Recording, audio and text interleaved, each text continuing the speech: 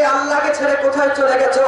ইয়া আইয়ুহাল ইনসান মা গাররাকা বিরাব্বিকাল কারীম, হে মানুষ কিসে তোমার আল্লাহ থেকে সরিয়ে নিয়ে গেল, কিসে তোমার আল্লাহর আনুগত্য থেকে হটিয়ে নিয়ে গেল? এই দুনিয়া কিচ্ছু না, দুনিয়ার পাগল হয়ে বসে আছো। দুনিয়া তোমাকে ধোঁকা দিবে আর ফাঁকি দিবে, দুনিয়া তোমাকে কিচ্ছু দেবে না। যেই দুনিয়ার মায়াতে পড়ে, যেই দুনিয়ার মহাব্বতে পড়ে তুমি তোমার আল্লাহকে রাগাচ্ছ, তুমি তোমার আল্লাহকে সন্তুষ্ট অসন্তুষ্ট করছো, এই দুনিয়া তোমার সঙ্গে ধোঁকাবাজি ছাড়া আর কিচ্ছু করবে না। আল্লাহ রাব্বুল আলামিন নিজে বলছে দুনিয়াটা, সূরা আপনি খোলেন অসংখ্য আয়াত, আমি তো এই বিষয়ে আলোচনা আজকে করছি না, অন্যদিন করব। তারপরে বলছে সংক্ষিপ্ত জীবনে গুনার মধ্যে ডুবে থাকবেন না। সংক্ষিপ্ত আল্লাহ কোরআনে অনেক জায়গাতে বলেছে। কোরআনুল কারীম সূরাতুল মুমিন 40 নম্বর সূরা 24 নম্বর পারা 39 নম্বর আয়াত, কোরআনুল কারীম সূরাতুশ শূরা 42 নম্বর সূরা 25 নম্বর পারা 36 নম্বর আয়াত, কোরআনুল কারীম সূরাতুল মুহাম্মদ 47 নম্বর সূরা 26 নম্বর পারা 36 নম্বর আয়াত, কোরআনুল কারীম সূরাতুল হাদীদ 57 নম্বর সূরা 27 নম্বর পারা 20 নম্বর আয়াত সহ অনেক আয়াতে আল্লাহ রাব্বুল আলামিন বলছেন ইন্নামা হাযিহিল হায়াতুদ দুনিয়া, দুনিয়ার মানুষ শুনে নাও, দুনিয়ার মানুষ তোমরা শুনে নাও, এই দুনিয়া তোমাদের জন্য আমি খেলতামাশার বস্তু করে বানিয়েছি, এই দুনিয়া তোমাদের সামনে একটা আমি তুচ্ছ বস্তু করে বানিয়েছি, এটা একটা ভোগ বিলাসের বস্তু ছাড়া আর কিছু না। খাবার খেলে যেরকম হজম হয়ে নষ্ট হয়ে যায়, দুনিয়াও তাই। তুমি দুনিয়াকে বেশিক্ষণ তোমার সঙ্গে লাগিয়ে রাখতে পারবে না। আল্লাহ বলছে দুনিয়া খেলতামাশার বস্তু। খেলতামাশার বস্তু বুঝেন ঢাকার মানুষেরা? একটু মনে বোঝান, একটু বুঝিয়ে দেয়। আপনার ছেলের বয়স 3 বছর 4 বছর, যখন গরমের সময় রোদটা একটু ঠান্ডা হয়ে যায়, আসরের নামাজের পরে আপনার ছেলে মেয়েরা বা আশেপাশের বাড়ির ছেলে মেয়েরা খেলার জন্য একটা আঙিনাতে ধরেন বের হয়েছে। বের হয়ে ওরা করে কি, বাঁশের কঞ্চি গায়ে যেটা হয়, এটাকে কি বলেন, বাঁশের ডালকে সিপনি না কঞ্চি, কঞ্চি, এই কঞ্চির 4 কোণায় 4টা ওরা পুঁতেছে, বাচ্চারা 4 কোণায় 4টা পুঁতেছে, 4 কঞ্চির মাথায় আবার 4টা কঞ্চি খড় দিয়ে বেঁধেছে। ঠিক খড় দিয়ে বেঁধেছে, বাঁধিয়ে একটা ঘরের মতো আকৃতি দিয়েছে। আপনার বাড়ির উঠানে এরকম কিছু ছেঁড়া পলিথিন তিরপাল করেছিল, ওইটাতে ওটায় ছাদ বানিয়েছে, বানিয়ে ওরা বিয়ান বিয়ান খেলছে। একজন ভাত তরকারি রান্না করেছে, ভাত তরকারি এক বড় পাতাতে ওই ধুলাবালিতে ভাত রান্না করেছে, আরেক জায়গাতে আরেক গাছের ফুল কেটে তরকারি রান্না করেছে, আরেক গাছের পাটা কেটে তরকারি রান্না করেছে। এরকম 10-15 প্রকারের তরকারি রান্না করার পর এ ওর বাড়ি থেকে খাওয়ার জন্য দাওয়াত দেয়, এ ওর বাড়ি থেকে খাওয়ার জন্য দাওয়াত দেয়। খাওয়া দাওয়া যখন শেষ, হঠাৎ করে এইটা শেষ পর্যায়ে মাগরিবের আযান দিয়ে দেয়। তারা তাদের খেলাধুলাকে শেষ করে যে থালা বাড়িতে তারা রান্না বান্না করেছিল সব এলোমেলো করে ভেঙে দিয়ে, যে বাড়িটা তারা ক্ষণিকের জন্য তৈরি করেছিল সব ভেঙে দিয়ে আবার তারা বাড়িতে চলে যায়। জোরে বলেন কথা ঠিক কি না? আল্লাহ বলছে দুনিয়া এইটাই, দুনিয়া এরকমই। আল্লাহ রাব্বুল আলামিন আপনাকে একটা ছোট্ট সময় দিয়েছে, ধরেন আসর থেকে মাগরিব, ছোট্ট একটা জীবন দিয়েছে আল্লাহ রাব্বুল আলামিন আপনাকে। এই জীবনে আপনি এসে আল্লাহকে অসন্তুষ্ট করে সুদ খেলেন, ঘুষ খেলেন, জেনা করলেন, গুনার সাগরে আপনি ডুবে ডুবে থাকলেন, আপনার রবকে আপনি অসন্তুষ্ট করে দিলেন। আপনার বয়স এখন 40 বছর, 50 বছর, 60 বছর। আমার ভাইরা, আমার বয়স 21 বছর। আল্লাহ নবী বলছে আমার উম্মতের গড় আয়ু হবে 70 সানাতান ওয়া 60 সানা, 60 থেকে 70 বছর। তার মানে একটা যদি গড় হিসাব করা যায়, আমারও জীবনের 3 ভাগের 1 ভাগ শেষ। যাদের বয়স 40 বছর, জীবনের 3 ভাগের 2 ভাগ শেষ। যাদের বয়স 60-70 বছর এখনো বেঁচে আছেন, মনে করেন বোনাস সময় কাটাচ্ছেন, বোনাস। এই জীবন আপনি কাটাচ্ছেন এভাবে, খেলতামাশা ছাড়া কিছুই নয়। আপনার আমার এই ছোট্ট জীবনটাতে মাগরিবের আযানের মতো মৃত্যুটা যখন এসে হাজির হয়ে যাবে, ওই বাচ্চা কাচ্চারা দুনিয়ার ওই খেলনা বাড়িঘর ভেঙে দিয়ে যেরকম তাদের দুনিয়ার বাবা মার কাছে বাড়ি ঘরে ফেরত চলে গিয়েছিল, ঠিক তেমনি এই যে এসি ওলা বাড়ি, গাড়ি বাড়ি করেছেন, এসি লাগিয়েছেন, টয়লেটেও টাইলস লাগিয়েছেন, আপনার টয়লেট এত সুন্দর করে সাজিয়েছেন, গোসলখানা, বেডরুমের টয়লেট আরো বেশি মনে হয় এক ধাপ সুন্দর, কত সুন্দর করে সাজিয়েছেন। তবে মাগরিবের আযানের মতো মৃত্যু যখন আপনার জীবনে চলে আসবে, সবগুলো ছেড়ে আল্লাহর কাছে চলে যাওয়া লাগবে। জোরে বলেন ঠিক না? ঠিক না? হঠাৎ করে এই মৃত্যু আসবে সিগন্যাল দিয়ে নয়, হঠাৎ করে আসবে মরণ, এর নাম জীবন। এই কথা তুই স্মরণে রাখি আমরা সারা জীবন। হঠাৎ করে আসবে মরণ, এর নাম জীবন। এই কথা তুই স্মরণে রাখি আমরা সারা জীবন। মালাকুল মাউত আসবে যখন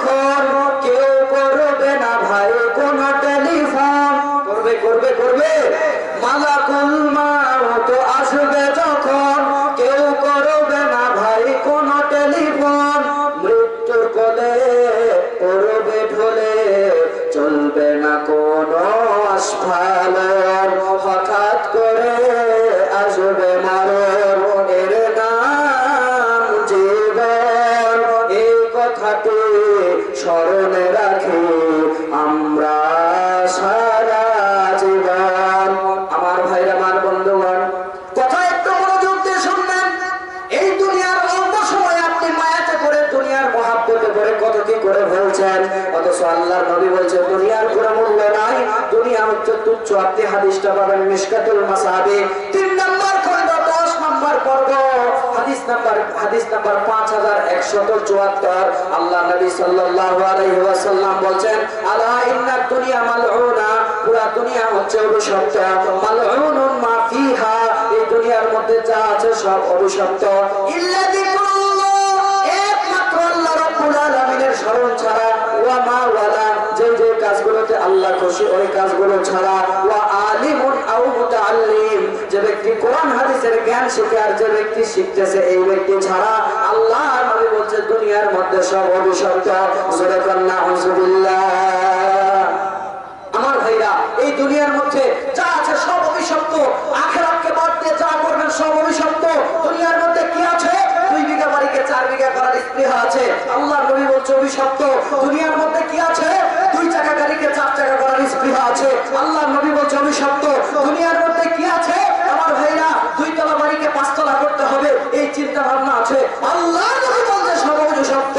দুনিয়ার মধ্যে যা আছে আখিরাত বাদ দিয়ে তুমি যা করো সব অভিশপ্ত। আমার ভাইরা, দুনিয়ার কোনো মূল্য নাই, দুনিয়ার কোনো তুচ্ছ। আপনি দেখুন, সহিহ মুসলিম খুলেন 6 নম্বর খণ্ড, কিতাবুজ যুহদি ওয়ার রাকাইক, হাদিস নাম্বার 7150। এই হাদিসটা ইমাম আহমদ ইবনে হাম্বল তার একটি কিতাব আছে আস-সুহুদ, এই কিতাবের মধ্যে আপনি পেয়ে যাবেন। আল্লাহ নবী সাল্লাল্লাহু আলাইহি ওয়াসাল্লাম দুনিয়া কত তুচ্ছ বুঝাচ্ছে। ও ফারাক্কার মানুষ, একটু কান খাড়া করে শুনেন। ও ফারাক্কার মানুষ, একটু মন খুলে শুনেন। আল্লাহ নবী একদিন বাজারের অতিক্রম করে যাচ্ছিলেন। বাজার অতিক্রম করার সময় আল্লাহ নবীর সঙ্গে সাহাবীরা আছে, অন্য লোকজনেরা আছে। আল্লাহ নবী বাজারের মধ্যে দিয়ে যাচ্ছেন। আলিয়া নামক একটা জায়গা থেকে মদিনাতে যাবেন, মাঝখানে এক বাজার পড়েছে। আল্লাহ নবী অতিক্রম করছেন, করার সময় একটা মরা ছোট কানওয়ালা একটা ছাগল পড়ে আছে। খেয়াল করেন, ছাগলটা মরা, ছাগলটা ছোট, ছাগলটার কানও ছোট। আল্লাহ নবী সাল্লাল্লাহু আলাইহি সাল্লাম ওই ছাগলের কাছে গেলেন, যাওয়ার পরে ছোট কানটা ধরে সাহাবীদের দিকে লক্ষ্য করে বললেন, আইয়ুকুম ইউহিব্বু আন্না হাযা লাহু বিদিরহামিন, তোমাদের মধ্যে এমন কেউ কি আছো যে এই ছাগলটাকে একটা দিরহামের বিনিময়ে কিনতে চাইবে? ফাকালু, সবাই তারা বলল, মা নুহিব্বু আন্নাহু লানা বিশাইইন ওয়া মা নাসনাউ বি। আল্লাহ নবী, এই ছাগলটাকে আমরা কিনে করব তো করব কি? আল্লাহ নবী বলেন, আতুহিব্বুনা আন্নাহু লাকুম, তোমাদের যদি ফ্রিতে এই ছাগলটা দেওয়া হয় তারপরে কি তোমরা নেবে না? সাহাবীরা বলছে, ফাকালু, তারা বলল, ওয়াল্লাহি, আল্লাহর কসম করে বলছে নবী, লাউ কানা হাইয়ান, এটা যদি জীবিত থাকতো, কানা আইদার ফিহি লিআন্নাহু আসাক্কু, এর কান ছোট হওয়ার কারণে বাজারে তুললে দাম বিক্রি করতে কম হতো। ফাকাইফা, কিন্তু কিভাবে? ওয়া হুয়া মাইয়িত, এটা তো মরে গেছে, আমরা কিনে করব তো করব কি? সাহাবীদের কথা ঠিক। সাহাবীরা যখন এই জবাব দিয়ে দিল, আল্লাহ নবী বলছে, সাহাবীরা শোনো, ফাওয়াল্লাহি, আমি আল্লাহ নবী আল্লাহর কসম করে বলছি, লাউ কানাতিদ দুনিয়া তা'দিলু ইনদাল্লাহি জানাহা বাউদাতিন মা সাররা কাফিরুন মিনহা শারবা। আল্লাহ নবী বলছেন, এই দুনিয়ার মূল্য যদি একটা মাসিক দানা পরিমাণও আল্লাহর কাছে হতো, আল্লাহ কোনো বেদিন বেঈমানকে এক ফোঁটা পানি পান করতে দিতেন না। দুনিয়ার কোনো মূল্য নাই, দুনিয়া শুধু আপনাকে ধোঁকা দেবে। দুনিয়ার আখিরাতের তুলনা আপনি বলতে থাকেন, এইটা আমার, ওইটা আমার, এত কিছু আমার, এগুলো আমার। জোরে বলেন, বলে না? বলে না? আপনার কিচ্ছু না, কিচ্ছু না। আপনার বলবেন, হুজুর এত বড় কথা, আমার ব্যাংকে 10 কোটি টাকা আছে, আপনার কয় টাকা আছে? আমার 10 তলা বাড়ি আছে, এসি বাড়ি আছে, আপনার কি আছে? আপনার আছে, যেগুলো আপনার একটাও নয়। বলবেন কিভাবে? দেখেন, আপনার স্বভাবটা আল্লাহ নবী নিজে বলছেন। হাদিসটা কোথায় পাবেন? সহিহ মুসলিম 6 নম্বর খণ্ড, হাদিস নাম্বার 7154 নম্বর হাদিস, কিতাবুজ যুহদি ওয়ার রাকাইক। আল্লাহ নবী সাল্লাল্লাহু আলাইহি ওয়াসাল্লাম বলছেন, দুনিয়ার মানুষ শোনো, তোমরা তো বলো আদম সন্তানের স্বভাব। আল্লাহ নবী বলছে, ইয়াকুলুল আবদু মালি মালি, আদম সন্তান বলে, এটা আমার সম্পদ, এটা আমার সম্পদ, এটা আমার সম্পদ। জোরে বলেন, বলে না? বলেন। বিশেষ করে নতুন বেহাই যখন আরেক বেহাইয়ের বাড়িতে যায়, নতুন বিয়ে হয়েছে, এক বেহাই আরেক বেহাইয়ের বাড়িতে গেছে, বুঝলেন তো, 2 নতুন বেহাইয়ের অন্যরকম খাতির। এক বেহাই, যে মনে করেন ছেলের বাবা মেয়ের বাবার বাড়িতে গেছে, আসরের নামাজ পড়ে এক বেহাই আরেক বেহাইয়ের হাত পা বলে নিয়েছে। কি বলেন, নেয় না? নেয় না? মুহাব্বতের টাকা নিয়েছে। আপনি বলছে ভাই ওই যে দেখতে পাচ্ছেন 2 বিঘার জমি, সরষের ফুল দেখা যাচ্ছে, সরষের ফুল, এই জমিটা আমাদের। আবার এইদিকে তাকিয়ে বলছে দেখেন ভাই ওই যে পুকুর, বড় একটা পুকুর, 1 বিঘার পুকুর, পুকুরটা আমাদের। আবার এইদিকে তাকিয়ে বলছে ওই যে দেখেন আম গাছ, ডাব গাছ সহ বড় একটা বাগান আমাদের। আবার এইদিকে তাকিয়ে বলছে যে আমাদের বাড়ি দেখেন 2 বিঘার উপরে আমাদের বাড়ি ঘর দেখেন, এটা আমাদের। জোরে বলেন, বলে না? বলে না? আরে শোনেন শোনেন, যে নিজের সম্পদ বলে বলে শান্তি দিচ্ছেন, আজ থেকে কিছুদিন পূর্বে আপনার আব্বা যখন আপনাকে বিয়ে দিয়েছিল, তিনি তার বেহাইকে ডেকে এনে বলেছিলেন বেহাই এটা আমাদের, ওইটা আমাদের, ওইটা আমাদের, ওইটা আমাদের। আরেকটু পিছনে চলেন, আপনার আব্বাকে যখন আপনার দাদা বিয়ে দিয়েছিল, তিনি তার বেহাইকে ডেকে এনে বলেছিলেন এটা আমাদের, ওইটা আমাদের, ওই জমিটা আমাদের, বাড়িটা আমাদের। আর উপরে নাই গেলাম, আজকে আপনার দাদা বেঁচে নাই, আপনার বাপ বেঁচে নাই, যে এক সময় বলেছিল আমাদের, আজকে আপনি বলছেন আমাদের। কিছুদিন পর আপনিও বেঁচে থাকবেন না, আপনার ছেলে দুনিয়াতে আসবে, তার সন্তান দুনিয়াতে আসবে, সে তার সন্তানকে বিয়ে দিয়ে তার বেহাইকে ডেকে এনে বলবে আমাদের, আমাদের। আর এটা কয়জন আমাদের বলেছে? তার ঠিক আছে, খালি আমার আমার আপনি বলছেন, কিচ্ছু আপনার নয়। আল্লাহ নবী বলছে ইন্নামা লাহু মিন মালিহি তালাতুন, আদম সন্তানের সম্পদ মাত্র 3টা। মা আকালা ফাআবনা, সেটা খেয়েছে তা শেষ হয়ে গেছে। ওয়ালা বিসা ফাআবলা, সেটা পরিধান করেছে পুরাতন হয়ে গেছে, নষ্ট হয়ে গেছে। 3 নম্বরে আও আতা ফাতানা, তার কাছে মানুষ কিছু চেয়েছে, সে দিয়েছে। ওয়া মা সিওয়া, সে শুধু ওইটাই জমা করেছে। এছাড়া ফাহুয়া যাহিবুন ওয়া তারিকুহু লিন-নাস, দুনিয়ার মধ্যে যা আছে সব মানুষের জন্য তাকে ছেড়ে যেতে হয়। আওয়াজ করে বলেন ঠিক কিনা? আদম সন্তান নিজের পকেটটা বুঝো না, মানুষের পকেটে বুঝো না। আপনি বলবেন হুজুর কেমন করে নিজের পকেট বুঝলাম না? আপনি নিজের পকেট জমায় না, অন্যের পকেটে টাকা জমান। আদম সন্তান বুঝেই না নিজের পকেট। বললেন কিভাবে? ধরেন ব্যাংকে একটা অ্যাকাউন্ট করেছেন, আব্দুর রহিম আপনার নাম, 5 লাখ টাকা ব্যাংকের মধ্যে রেখেছেন। রাখার পরে আপনি এখন বলেন যে টাকা কার, আপনার না অন্যের? না, ব্যাংকে রেখেছেন এই জন্য অন্যের তা নয়, এটা আমি অন্য হিসাবে বলছি। কোন হিসাবে? আপনি 5 লাখ টাকা রেখে এখনই মরে যান, 2 দিন পর আপনার ছেলে খেলে অসমস করবে। কেন? একটা রেজুলেশন তৈরি করবে, করে ওখানে মায়ের সই দিবে, ওর সই দিবে, বড় বোনের, ছোট বোনের দিবে। আমি আব্দুর রহমানের ছেলে, বলছি আমার আব্বা মারা গেছে, ব্যাংকে 5 লাখ টাকা আছে, টাকাটা আমাদেরকে হস্তান্তর করা হোক। এরকম 5-7 জন লিখে ওই রেজুলেশনটা যখন ব্যাংকে জমা দিবে, ব্যাংকওয়ালারা দেখে শুনে ওর পরিবারের কাছে 5 লাখ টাকা হস্তান্তর করবে। জোরে বলেন হ্যাঁ না? না করবে না? করবে। এখন বলেন আপনি 5 তলায় গিয়ে পড়ে আছেন, এত কষ্ট করে সারা জীবনে 5 লাখ টাকা জমিয়েছেন, এবার বলেন কার পকেটে জমিয়েছেন? আপনার না মানুষের? কার পকেটে জমিয়েছেন? আপনি নিজের পকেট চেনেন নাই। নিজের পকেট কোনটা জানেন? ওই যে মসজিদে চেয়েছিল 500 টাকা, যদি দিতেন জমা হতো। ওই যে মাদ্রাসায় চেয়েছিল 1000 টাকা, যদি দিতেন জমা হতো। একটা গরিবের বিয়ে হয় না, 20,000 টাকা দিয়েছেন, ওইটা জমা হতো। এটাও একটা জমা, ওইটাও একটা জমা। ওই জমাটা আপনার ফ্যামিলির 5 জন শুধু সই দিয়ে তুলে নিয়ে চলে এসেছে, আপনারা রইল না। তবে আপনার এই জমাটা আছে। আমরা ফারাক্কার, আপনারা ফারাক্কার মানুষ চিন্তা করলে, আব্দুর রহিম মরে গেছে, ব্যাংকে 5 লাখ টাকা রেখেছিল, বলছিলেন এতটা খেয়ে নিয়েছে, আরেকটা জমা আছে যে দান ফান করেছে, এই জমাটা একটু আমরা তোলার চেষ্টা করি। চেষ্টা করতে গিয়ে 10 পৃষ্ঠার একটা কাগজ বানিয়ে সবাই সই দিয়ে বললেন আপনার হচ্ছে গিয়ে হলো, আপনার অনেকেই লিখলেন যে ওই মারা গেছে, এই জমাটা আমরা তুলতে চাই। এখন বলেন এই কাগজ কোথায় জমা দিবেন আর তুলবেন কিভাবে? তুলতে পারবেন? তাহলে এইটা আপনার পকেট, এটা কার পকেট? পুরা ফারাক্কার মানুষ কেন, পুরা পৃথিবীর মানুষ এই জমা নিতে পারবে না। এমন ভাবে এটা সিলগালা হয়ে গেছে, হাসরের ময়দানে আল্লাহ আপনাকে প্রতিদান হিসেবে দিবে। তার মানে বোঝা যায় ওইটাই আপনার পকেট, ওইটাই আপনার জমা। দুনিয়ার এই জমাগুলো সব মানুষের জন্য ছেড়ে যেতে হবে, আপনার কিচ্ছু থাকবে না। সাহাবায়ে কেরাম দুনিয়ার জন্য পাগল ছিল না। আরে সাহাবীদের পরার লুঙ্গি নেই, কি নাই? সহিহ মুসলিমে একটি হাদিস রয়েছে, সহিহ বুখারীতে হাদিসটি রয়েছে, কিতাবুস সালাহ বাবু নাওমির রিজালি ফিল মাসাজিদ, হাদিস নাম্বার 429। রাসূলুল্লাহ সাল্লাল্লাহু আলাইহি ওয়াসাল্লামের সাহাবী আবু হুরায়রা বলছে, রাআইতু 70 মিন আসহাবি সুফফা মা মিনহুম রাজুলুন আলাইহি রিদাউন ইম্মা ইযারুন ওয়া ইম্মা কিসাবুন ফাদরাবাতু ফি আ'নাকিহিম ফামিনহা মা ইয়াবলুগু নিসফা সাকাইন ওয়া মিনহা মা ইয়াবলুগু আল-কা'বাইন ওয়া ইয়াজমাউহু বিয়াদিহি কারাহিয়াতা আন তুরাওরাতু। আল্লাহ নবীর সাহাবী আবু হুরায়রা বলছেন, আমি 70 জন এমন সাহাবীকে আল্লাহর নবীর মসজিদে দেখেছি যাদের লুঙ্গি আর গায়ের চাদর দুটো একসাথে ছিল না। কারো লুঙ্গি আছে, কারো চাদর আছে। লুঙ্গি যার আছে তো পড়েছে, কিন্তু যার চাদর আছে ওর বেকায়দা, ওর শরীর লজ্জাস্থান ঢাকা বড় কঠিন হয়ে যাচ্ছে। থাকতে পারছে না, সে গায়ের উপরে ঝুলিয়ে দিয়ে রেখেছে। আল্লাহ নবী বলছে সে কাপড়টা ধরে আছে যেন তার লজ্জাস্থান বের হয়ে না যায়। হাদিসটা আপনি বুঝলেন না? চাদর আপনার মুরব্বী, আপনার এই রুমালটা দেন তো আমার এদিকে, আপনি আমার দিকে দেখছেন ঘুরে গেছে নাকি? ওনার রুমালটা কি আমরা দেন ঘাড়ে ঘাড়ে হাদিসটা বুঝতে পারেন, একটু বুঝিয়ে ঘুরে গেছে। আপনি হাদিসটা বুঝতে পারেন নাই। দেখেন যাদের লুঙ্গি আছে ওরা লুঙ্গি পরেছে, যাদের লুঙ্গি নাই কি আছে? খালি চাদর আছে, চাদর আছে। এই চাদরটা তারা ঝুলিয়ে দিত তাদের গলাতে, এই যে এভাবে ঝুলিয়ে দিয়েছে।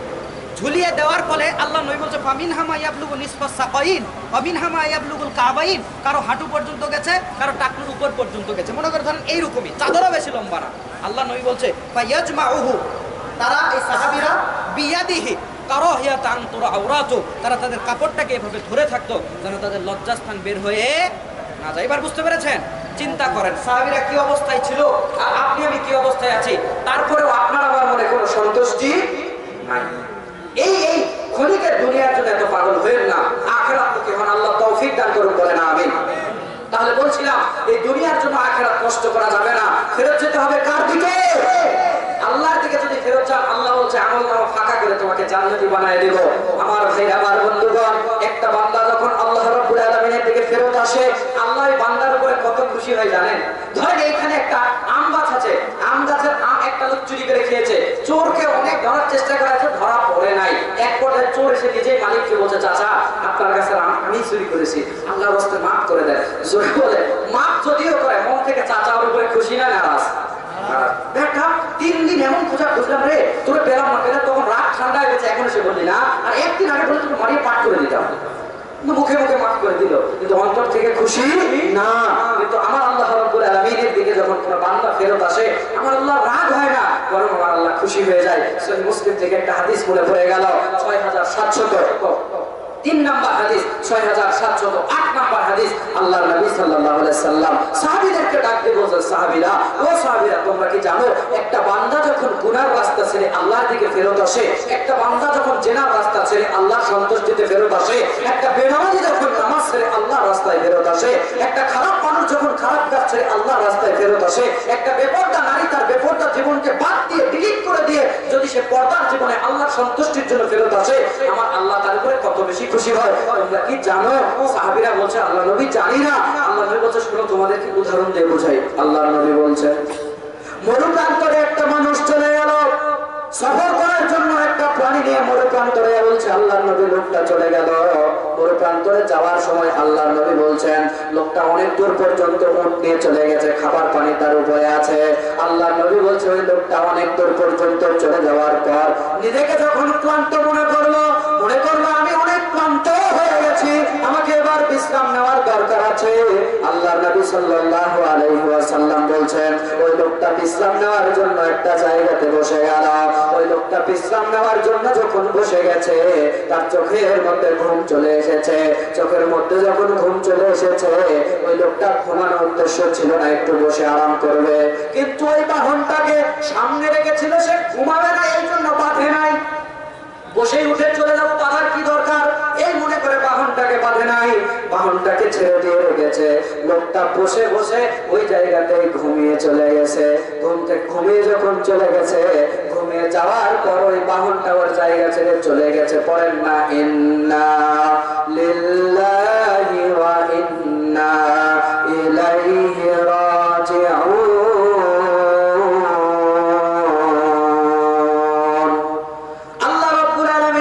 যখনই কোনো বিপদ হয় আয়াতটা পড়বেন, শুধু মানুষ মরে গেলে পড়তে হয় সেজন্য আয়াত নয়, যে কোনো বিপদে আয়াত পড়তে পারেন। লোকটা ঘুমিয়ে গেছে, বাহন হারিয়ে গেছে, জোরে বলেন এরকম ঘটনা ঘটে না? ঘটে না? এই গতকালকের আগের দিনের কথা, আমাদের বাংলাদেশে আরেকটা বক্তা এসেছে ভারতে। ওই বক্তা আপনার হাওড়া থেকে ট্রেন ধরবে মুর্শিদাবাদের মাহফিল, আপনাদের এখানে আপনার জলঙ্গিতে সম্ভবত বললো। তো ওর ট্রেন আছে সম্ভবত বললো যে ওই 3:40 না কত ট্রেনটা ছিল। তো ট্রেন আসতে দেরি আছে, 40 মিনিট আছে। ও করেছে কি বুঝে নিতে, বক্তা মানুষেরা ঘুম কামাই করছে আমরা, ও একটু ঘুমিয়ে গেছে, ট্রেন গেছে ছুটে। জোরে বলেন এরকম হয় না? হয় না? ট্রেন ছুটে যখন চলে গেছে, ও বেচারা আমাকে ফোন দিছে, ভাই এরকম ঘটনা, ট্রেন তো ছুটে গেছে, বুদ্ধি পাচ্ছে না। বাংলাদেশি মানুষ বিদেশে কারে ফোন দেবে, আমার সঙ্গে পরিচয় আছে, নাম্বার আছে, আমরা কল দিছি, আমি তো ইন্ডিয়াতে জানি আছি। তখন বলছে ভাই এই অবস্থা, বলছে একটা গাড়ি নেন। তার বলছে ঠিক আছে দেখি, বাইরে গিয়ে গাড়ি পাই না, কি জানি হয়েছে, আর একটা ট্রেন ধরে গেছে 5টা, কি আর মাফি ধরতে পারে না। জোরে বলেন এরকম ঘুমের কারণে বিপদ হয় না? হয় না? হয়। আমার ভাইরা, লোকটারও বিপদ হয়ে গেছে। ওই প্রাণীটা হয়তো ঘাস খেতে খেতে একদিকে চলে গেছে। আল্লাহ নবী বলছে লোকটার ঘুম ভেঙে গেল, ঘুম থেকে ওঠার পর প্রাণীটাকে চারিদিকে খুঁজলো, খুঁজে পেল না। আল্লাহ নবী বলছে প্রাণীটাকে যখন চারিদিকে খুঁজে পেল না, লোকটা তখন হয়রান হয়ে গেল। তখন মনে করলো হায় হায়, আমি এত দূর পর্যন্ত চলে এসেছি, খাবার পানি আর বাহন ছাড়া বাড়ি পর্যন্ত যেতে পারবো না। যে জায়গাতে আমি যাব ওই জায়গাতেও আমি খাবার পানি বাহন ছাড়া যেতে পারবো না। আশেপাশে কোনো লোক নাই, তার কাছে গিয়ে আমি একটু সাহায্য নেব।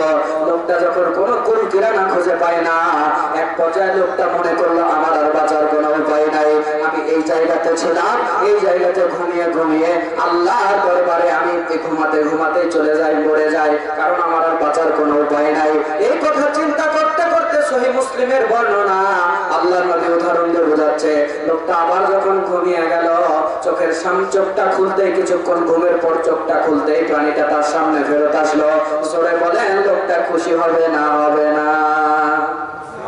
ওই বক্তা ট্রেন ছুটে গেছে, ওই ট্রেনটা যদি আবার ব্যাক করে ফেরত আসে যে ভাই আপনি তো টিকিট কেটেছিলেন, আপনাকে তো নিয়ে যেতে পারি নাই, যদিও এই ঘটনা ঘটবে না, তারপরেও বলছি ওই ট্রেনটা যদি আবার তাকে নেওয়ার জন্য ফেরত আসে, বলেন লোকটা খুশি হবে না? হবে না? হবে না? যখন ওই পানিটা এসেছে এত বেশি খুশি হয়ে গেছে, বলছে হায় হায়, আমি তো পড়েই গেছিলাম, বেঁচে গেলাম, আল্লাহ আমাকে বাঁচিয়ে দিল।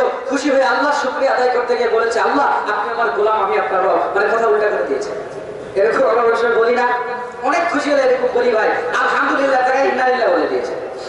একজনের আমার ভাই আমাদের দেশে ভাইরাল হয়েছিল, আপনারা শুনেছেন হয়তো বা, বলেছে যে ঈদুল ফিতরের নামাজে জানাজা। মানে আপনারা দেখেছেন ইউটিউবে, এক নেতা বলেছে ঈদুল ফিতরের নামাজে জানাজা, মানে ঈদুল ফিতরের নামাজকে জানাজাও দিয়ে দিবে। বলেন এরকম কথা উল্টা পাল্টা হয় না? হয় না? আসলে আল্লাহ কি মুখেরটা নেই না অন্তরেরটা নেই? কোনটা নেই, মুখেরটা না অন্তরেরটা? দলিল আছে না নাই? সহিহ মুসলিম খোলেন 3 নম্বর খণ্ড 115 নম্বর পৃষ্ঠাতে হাদিসটি রয়েছে। রাসূলুল্লাহ সাল্লাল্লাহু আলাইহি ওয়াসাল্লাম বলেন ইন্নাল্লাহা লা ইয়ানজুরু ইলা সাওয়ারিকুম ওয়া আমওয়ালিকুম, আল্লাহ রাব্বুল আলামিন আদম সন্তানের কাপড় চোপড় বাহ্যিক দিক দেখে না, তার কত সম্পদ আছে আল্লাহ দেখে না। ওয়ালাকি ইয়ানজুরু ইলা কুলুবিকুম ওয়া আমালিকুম, বরং আল্লাহ রাব্বুল আলামিন আদম সন্তানের অন্তর আর আমল দেখে। আওয়াজ করে বলেন কথা ঠিক কি না? আপনারা আছেন না চলে গেছেন, ঘুমিয়ে গেছেন? লিল্লাহি তাকবীর। এখনো 1 ঘন্টা শোনার মতো পাওয়ারে আছে, মোটামুটি আর আধা ঘন্টা বলবো, কষ্ট পাবেন? আধা ঘন্টা বলে থাকবে। কিছু মানুষ ওঠাউঠি করছেন, আসলে ওঠাউঠি করাও স্বাভাবিক, অস্বাভাবিক আমি বলবো না। 12টার পর সবারই ব্রেন বলে ঘুমা ঘুমা ঘুমা। পরিশ্রমী মানুষ আছেন, সারা রাত মাহফিল দেওয়ার মধ্যে এমন কোনো ফজিলত আমি খুঁজে পাই না। আমি এবার থেকে দাওয়াত দিলে বলে নেব 10টা থেকে 12টা পর্যন্ত দিতে হবে, বলে দাওয়াতটা নালে নিয়েন না, আমাদেরও কষ্ট হয়ে যায়। ঘুম হয় না, ঘুমই হয় না। আমি 4 ঘন্টা আজকে মাত্র ঘুমিয়ে আসি, গত রাতের আগের রাতে 2টা মাহফিল করছি, ঘুমই হয় নাই। পরের দিন আরেক জায়গাতে গেছি, ওখানে ঘন্টা দিনে ঘুমছে। এভাবে জীবন চলে নাকি? বাংলাদেশের মাহফিল এরকম নয়। আমি তো ভেবেছি আমাকে 10টায় দিবে, এই জন্য 9টায় এসে হাজির হয়ে গেছে। দিল যাতে 12টায়, শুধু 2টা পর্যন্ত চালা। পাবলিক থাকে থাক, না থাকে না থাক, আপনি চোখ বন্ধ করে ওয়াজ করেন। আপনারা আছেন মোটামুটি আধা ঘন্টা বলে থাকবেন না, চলে যাবেন। এখন যদি আমি মাইক ছেড়ে দেই কি বলবে জানেন কমিটি? বলবে মাল মেডিসিন ভিতরে কিছু নাই, পারে না হয় না। ওটাই এসেছে ওয়াজ করতে ভারতে। কথা বুঝতে পেরেছে? এই বলবে হুজুরদের তো দোষের অভাব নাই, হুজুর একটু যদি জোরে হাঁটে বলে সামনের পাড়াতে খাওয়ার জন্য যাচ্ছে, দাওয়ার জন্য ছুটে না যায় এই জন্য। হুজুর যদি একটু আসতে যায় বলে পিছনের পাড়াতে এমন খাওয়া খেয়েছে আর নড়তে পারছে না। হুজুর যদি একটু আমার ভাইরা চিকন হয় বলে মাদ্রাসায় করে লাভ কি, খেতেই তো পারে না, চিকন হয়ে গেছে না খেয়ে। হুজুর যদি একটু মোটা হয় বলে মানুষের বাড়িতে খায় তো খেয়ে মোটা হয়ে গেছে। হুজুর যদি একটু লম্বা পাঞ্জাবি পরে বলে হুজুরের কাপড়ের দাম বাড়িয়েছে। হুজুর যদি একটু খাটা পাঞ্জাবি পরে বলে এই হুজুরের পিছনে নামাজই জায়েজ নাই। ওকে বলেন ঠিক না? দোষের শেষ নাই। আমি যদি পার করে দেই তাও বলবে হুজুর, বাংলাদেশের হুজুররা টাইমিং বোঝে না। যদি বেশি সময় বলে বলে টাইমিং বোঝে না, যদি কম দেয় বলবো ভিতরে মেডিসিন কিচ্ছু নাই, মাল মেডিসিন। কোন দিকে যাবেন বলেন? দুটোই শেষ করবো ইনশাআল্লাহ বলেন আমার ভাই, আমার বন্ধুগণ। তাহলে বলছিলাম একটা বান্দা যখন আল্লাহর দিকে ফেরত আসে, আল্লাহ এর চাইতে বেশি খুশি হয়ে যায়। আমার ভাইরা, আমার বন্ধুগণ, আপনি বলবেন হুজুর আল্লাহর এত দয়া, এত ক্ষমা। আরে যুবক, হ্যাঁ হ্যাঁ, তোমার আল্লাহ তোমাকে জাহান্নামে দিতে চায় না, তোমাকে জান্নাতে দিতে চায়। আল্লাহর রাগ বেশি নয়, আল্লাহর দয়া বেশি। আপনি খোলেন সহিহ বুখারী 5 নম্বর খণ্ড, সৃষ্টির সূচনা অধ্যায়, হাদিস নাম্বার 2967। লাম্মা কাদাল্লাহুল খালক কাতাবা ফি কিতাবি ফাহুয়া ইনদাহু ফাওকাল আরশি ইন্না রাহমাতি ওয়ালা বাগদাবি। আল্লাহ রাব্বুল আলামিন বলছেন, আল্লাহ যখন সৃষ্টিকাজ সমাপ্ত করলেন, আল্লাহ যখন সৃষ্টিকাজ শেষ করলেন, আল্লাহ রাব্বুল আলামিন আরশের কাছে একটা কিতাবের মধ্যে লিখলেন, নিশ্চয়ই আল্লাহর দয়া তার রাগের উপরে জয়লাভ করেছে। আওয়াজ করে বলেন না সুবহানাল্লাহ। তাহলে আল্লাহর রাগ বেশি না দয়া বেশি? দয়া বেশি। নারী পুরুষ সবাই আল্লাহ রাব্বুল আলামিনের দিকে ফেরত আসতে হবে না, হবে না? আমার মা বোনেরা, আপনাদেরকে দুটো কথা বলে এই জায়গাতে শোনেন। আপনাদের স্বামীকে যদি আপনারা সন্তুষ্ট না করেন, আল্লাহর সন্তুষ্টি আপনারা পাবেন না।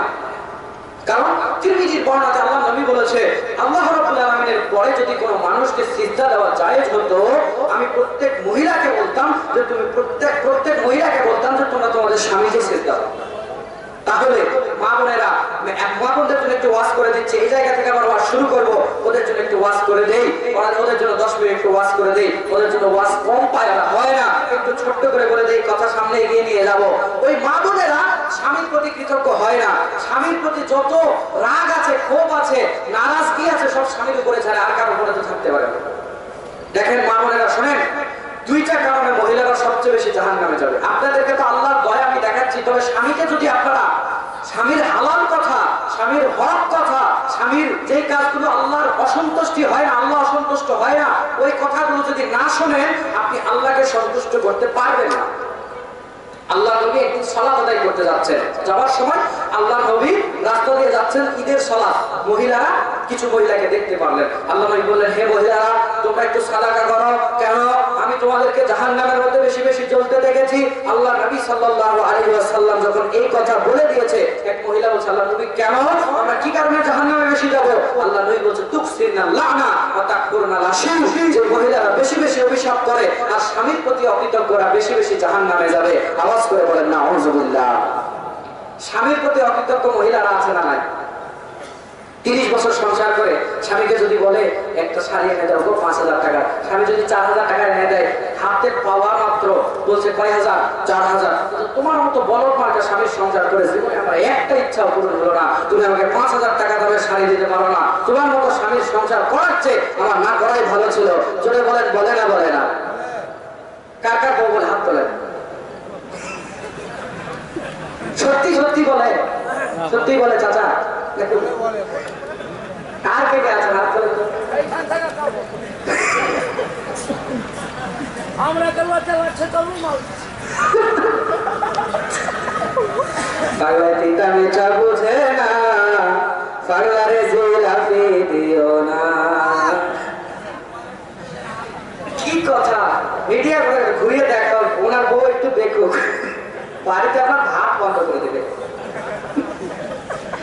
আসলেও যারা বিয়ে করে দেয় ভাই, ওনাকে শুধু নয়, উনি সত্য কথা বলেছে, এজন্য তাকে ধন্যবাদ, জাযাকাল্লাহু খায়রান। উনি সত্য বলেছে। আপনারাও বাড়িতে যে বউর হাতে পিটুন খানি কেমন আমি জানি না, না বাংলাদেশ থেকেও আমি দেখতে পাই, দেখাও লাগবে না, আন্দাজ করে বলা যায় কে বউর হাতে পিটুন খায়। দেখবেন যে সারাদিন মুখ ভার করে থাকে, একসঙ্গে কথা কয় না, একদিকে গিয়ে চুপ করে বসে আছে, পুকুর পাড়ে বসে আছে, ভালো কথা বললেও তার ভালো লাগে না। বুঝবেন বাড়িতে এর চলতেছে কিছু একটা। ভাই রে ভাই, বউ তো মুখে মুখে কথা কথা, কিছু বউ আছে স্বামীরে পিটায়, স্বামীরে পিটায়। হায় হায়, কি জামানা চলে আসছে। মা বোনেরা শোনেন, স্বামীর প্রতি কৃতজ্ঞ হবেন, স্বামীর প্রতি অকৃতজ্ঞ হবেন না। স্বামীকে যদি একটু ভালোবাসতে পারেন, স্বামী দেখেন আপনার জন্য কি করতে পারবে। স্বামী নারীর পরম ধন। মা বোনেরা শোনো, স্বামীর খেদমত করতে তোদের মন চায় না কেন? হাসি মুখে মায়ার চোখে দেখবে স্বামীর দিকে, তবে স্বামীর মনটা পড়বে তোমার দিকে ঝুঁকে। স্বামীর মনটা যদি তুমি করতে পারো জয়, পরম সুখে খাবে তুমি জানি অনিশ্চয়।